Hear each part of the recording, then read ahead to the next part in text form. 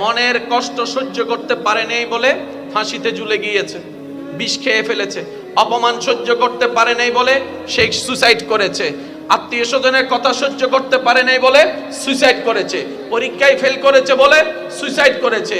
কোন প্রিয় মানুষের থেকে আঘাত পাওয়ার কারণে সহ্য করতে না পেরে সুইসাইড করে। আঘাতটা কোথায় লাগে? কানে, পেটে, হাঁটুতে নাকি?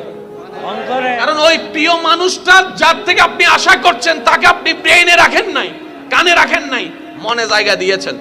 ওই মানুষটা কষ্ট দেওয়ার কারণে আপনার মনে আঘাত লেগেছে, আপনার মন ভেঙেছে, আপনি ডিপ্রেশনে চলে গেছেন, কষ্টে চলে গেছেন, আপনি আস্তে আস্তে সুইসাইডের দিকে চলে গিয়েছেন। রব বলে যে এইবার বুঝতে পেরেছো কেন আমি তোমাদেরকে বলেছিলাম মনটা আমার নামে দিয়ে দাও?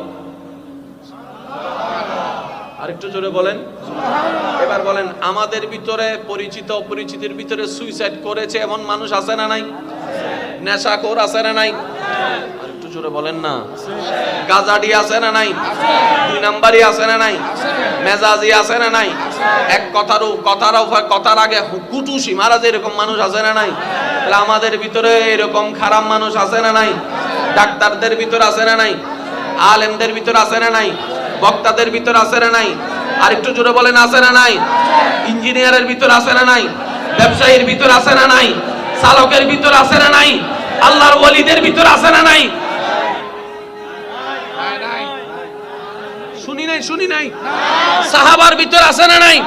আহলে বাইতের ভিতর আছে না নাই? আল্লাহর ওলিদের ভিতর আছে না নাই?